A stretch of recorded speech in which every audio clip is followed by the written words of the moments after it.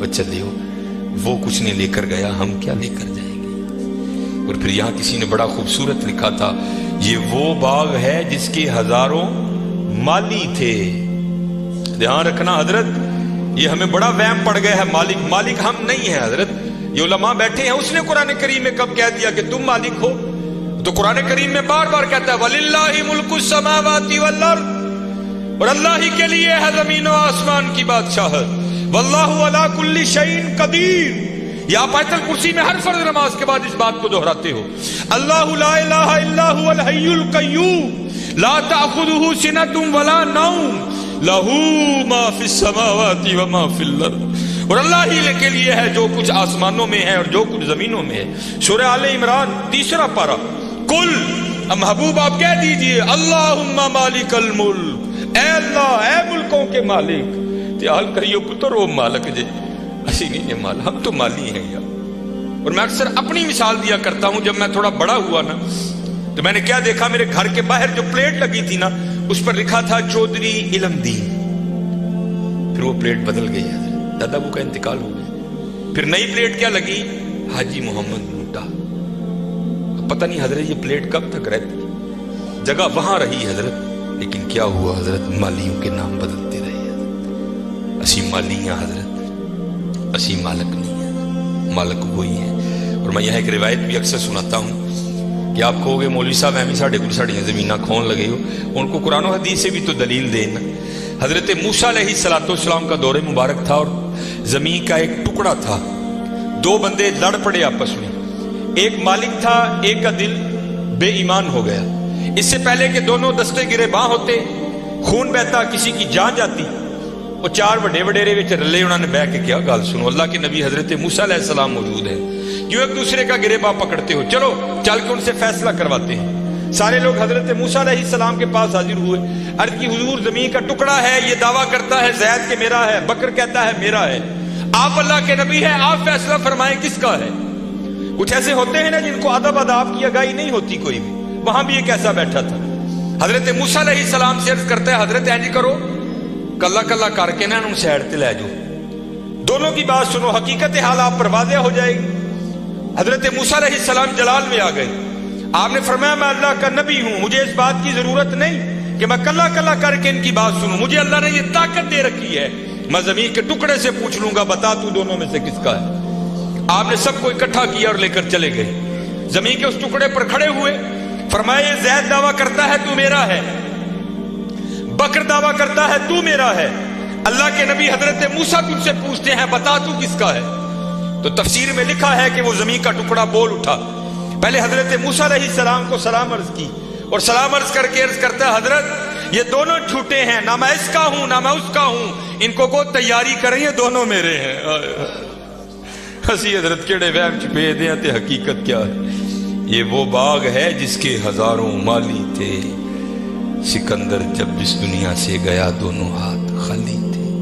ہاں حضرت دھیان کریو، خالی آئے ہیں اور خالی ہی یہاں سے جائیں گے۔ ہاں جائے گا کیا، اچھے اور برے اعمال ساتھ جائیں گے حضرت۔ ہن تہاڈی مرضی ہے حضرت، جدا مرضی ٹیر لا لو، لیکن حضرت جی چنگائی ٹیر لائیو، مندہ نہ لائیو۔ یہ سیالکوٹ جاؤ تو آپ نے حکیم عبدالحی رحمۃ اللہ تعالیٰ علیہ کا ڈیرا دیکھ رکھا ہے، یہ سٹی سینٹر کے تھوڑا سا آگے ہے، اتنی موقع کی جگہ ہے حضرت۔ ہم نے تو خیر نہیں دیکھا، لیکن میں نے وہ انجینئر دیکھے ہیں جنہوں نے حکیم صاحب سے کہا نا، انجینئر تھا، حکیم صاحب کا مرید ہوا تو اپنے پیر سے پیار تھا نا، تو عرض کرتے ہیں کہ حکیم خادم علی رحمۃ اللہ تعالیٰ علیہ کہنے لگا کہ حکیم صاحب بڑی موقع دی جگہ ہے، سڑک دے اتنے تسی جے کتے روڈ تے بھی جا کے بہو گے نا تے دنیا نے اوتھے بھی آ جانا ہے، مینوں اجازت دو ہاں میں نقشہ بناواں تے اتنے سوہنا پلازا بنائیے۔ تو حکیم صاحب فرمان لگے او بابا جی رہن دے، کہنے لگا نہیں جناب پلازا بنانے، آپ فرمان لگے یار اسی بڑا لینا ہی، لیکن ایک گل سنی سی تاں نہیں بنایا۔ وہ کہتا حضرت مشورہ کریں نا، شاید بات کی حقیقت کچھ اور ہو، کیا بات سنی ہے کیوں نہیں آپ نے بنایا؟ آپ فرمان لگے یار ہی سنے آئے نال نہیں لے کے جان دیں اسی تاں نہیں بنایا۔ کیسے لوگ تھے یار، کتنا تقویٰ تھا ان لوگوں میں، اس جانب توجہ ہی نہیں کی حضرت، توجہ کی تو صرف اللہ کی طرف کی حضرت، توجہ کی تو صرف حضور کی غلامی کی جانب کی حضرت، اس جانب آئے ہی نہیں۔ اور حضرت جو اس کی جانب جائے گا نا दुनिया तो ऑटोमेटिक उसके पीछे आएगी। मौलाना रूम रहमतुल्लाहि ताला ने बड़ी खूबसूरत मिसाल लिखी, बड़ी खूबसूरत मिसाल। आप फरमाते कोई बुजुर्ग बैठे थे, उनके सामने से ना बंदा भागता हुआ गया, अफयादा नसिया पह जाए। अगले दिन फिर बैठे थे, फिर भागता हुआ गया। तीसरे दिन फिर बैठे थे, फिर गया। चौथे दिन जब गुजरा ना, आपने पकड़ लिया उसे। आपने फरमाया भैया तुझे क्या मुसीबत पड़ी है, रोज तू इस वक्त भागता हुआ निकल जाता है उस जानिब। और करता है हुजूर मैं अपना साया फड़न डे आता। आपने फरमाया फिर तू सारी जिंदगी नहीं पकड़ सकेगा। उसने कहा हुजूर वो क्यों? आपने फरमाया तूने कर दी है सूरज को कांड, साया आ गया है तेरे आगे। अब सूरज को कांड करके जितना मर्जी भाग, क्योंकि साया आगे है, वो भागता रहेगा, तू उसके पीछे भागता रहेगा, पकड़ नहीं सकता। हाँ एक काम कर ले, पकड़ फिर भी नहीं सकेगा, लेकिन फिर ये होगा कि तू साये के पीछे नहीं भागेगा, साया तेरे पीछे भागेगा। उन्हें की रो की आपने फड़कना दा पासा पोया और मुंह कीता सूरज अल। फिर मैं सूरज अल दौड़ ला, साया तेरे पीछे पीछे दौड़ेगा। ये मिसाल देकर मौलाना रूम कहते हैं तूने भी अल्लाह और अल्लाह के रसूल के दरबार से मुंह फेर लिया है और भाग रहा है दुनिया के पीछे। अब दुनिया आगे आगे, तू पीछे पीछे। ओए हाँ, भागना है तो दौड़ मदीना की तरफ लगा, फिर दुनिया तेरे पीछे पीछे होगी, तू आगे आगे होगा। चलो लगाओ तो सही अल्लाह और अल्लाह के रसूल से लो, फिर देखो तो सही दुनिया तुम्हारे पीछे आती है कि नहीं आती। मुझे ये बात पसंद भी बड़ी है, अक्सर और पेशतर मैं सुनाता हूं, क्योंकि ये जो बड़े लोग हैं ना हजरत, इनका कमाल ये है कि ये छुपाते हैं खुद को। और मेरा दिल कहता है, क्योंकि हकीम अब्दुल हई रहमतुल्लाहि ताला अलैह की 7वीं पुश्त थी विलायत पर, खत्म हो गई आकर, उसके बाद सिलसिला नहीं चल सका आगे। तो ये बात आपके बड़ों में से किसी की थी, लेकिन नाम नहीं लेते थे। हकीम साहब फरमाते हैं कोई बाबा जी थे जिन पर मोहब्बत गालिब आ चुकी थी, और अब हाल ये था कि तन को फरामोश कर दिया था और मन की जानिब तवज्जो थी सारी। हाल ये था कि जो वजूद पर लिबास था ना, वो भी जगह जगह से फट चुका था। सिर ते जड़ा परना ही वो भी पड़ गया। दसी हजरत करते क्या थे, फी सबीलिल्लाह बैठकर लोगों को दुआएं दिया करते थे। घूमते घूमते ना वहां एक सन्यासी आ गया, और सन्यासी भी वो जिसके पास सोना बनाने का नुस्खा था।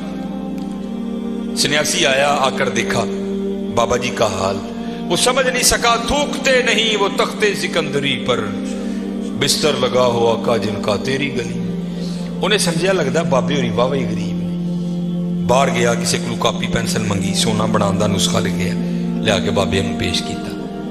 बाबे हस के कहन लगे ओए ये की आ?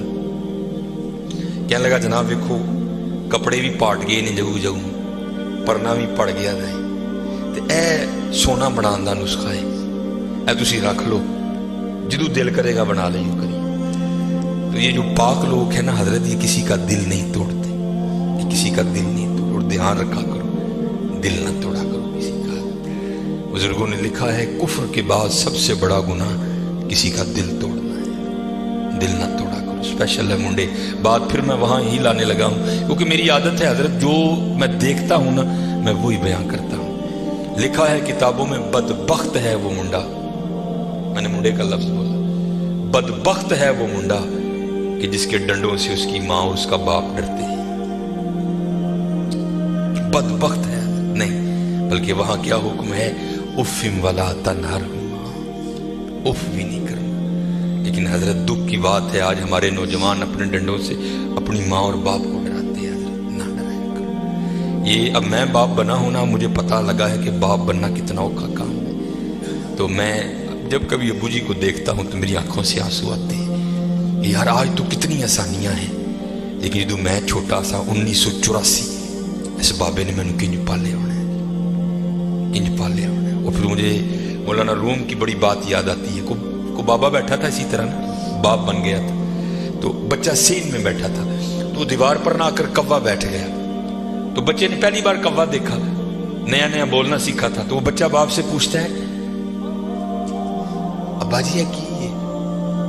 तो बाप ना मुंह चूम के बेटे का कहता पुत्र एनू कां कहते हैं। तो आपको पता है बच्चों की आदत है बात को दर। वो फिर पूछता है अब्बा जी की? वो फिर मुंह चूम के कहता है बेटा इसको कौवा कहते हैं। और मौलाना रूम ने मसनी में लिखा है कि 70 बार बेटे ने पूछा, बाप ने 70 बार मुंह चूम के जवाब दिया। वक्त बीत गया हजरत, जवान बच्चा जवान हो गया, जो जवान था वो बूढ़ा हो गया। वक्त बीतते पता तो नहीं ना लगता, टाइम तो वक्त गुजर जाता है। वो एक दिन बाबा बैठा सेन में, वो लड़का को काम कर रहा था, तो दीवार पे कौवा बैठा आके, वो बाबे को बचपन याद आ गया। कहता चलो भला पूछी है मुंडा की करता है। तो मुंडे को पूछता है, ओ पुत्र नजर कमजोर हो गई, वो मैं तेरी अखां नहीं वेखना वा, की बैठा कंध ते आके। तो वो मुंडा देख के ना बड़ा औखा, भाई अब्बा जी नहीं लभदा तो की लोड़ है वेखण दी, कहां बैठा था जी। तो वो बाप फिर कहता है पुत्र तेन पता है उम्र वाह ही होगी, सुनांदा भी नहीं है, की कहना है। भाई अब्बा जी नहीं सुनांदा तो की लोड़ है सुनन दी, कहने कहां बैठा था। बाबे ने रोना शुरू कर दिया। तो वो आकर बाबा क्यों रोन डे अब्बा जी, एवं कोई गल रोन वाली रोन लग पे। तो कहता है पुत्र जब तू छोटा था ना और तूने पहली बार कौवा देखा था, तो तूने पूछा था कौन है, तो मैंने तेरा मुंह चूम कर कहा था पुत्र कौवा बैठा है। और तूने 70 बार पूछा था, मैंने 70 बार मुंह चूम के जवाब दिया, और मेरी बारी दूजी बारी काला पै गई। बड़ा ध्यान करिए, बड़ा ध्यान, जिड्डे मर्जी डंड हो, जिड्डा मर्जी चौड़ा सीना हो, लेकिन बाबे नूं पता हो यार है मेरा पुत्र है। अज भी जुत्ती ला के सिर च मारांगा, उंज ही खाएगा जिवें बचपन च खाता सी। और हजरत सुन लईओ, मैं वो कहते ने ना प्यो दियां गालां ते घ्यो दियां नालां, वाकई घ्यो दियां नालां। मैं बड़ियां मार खाधी दी अपने वाला साहब।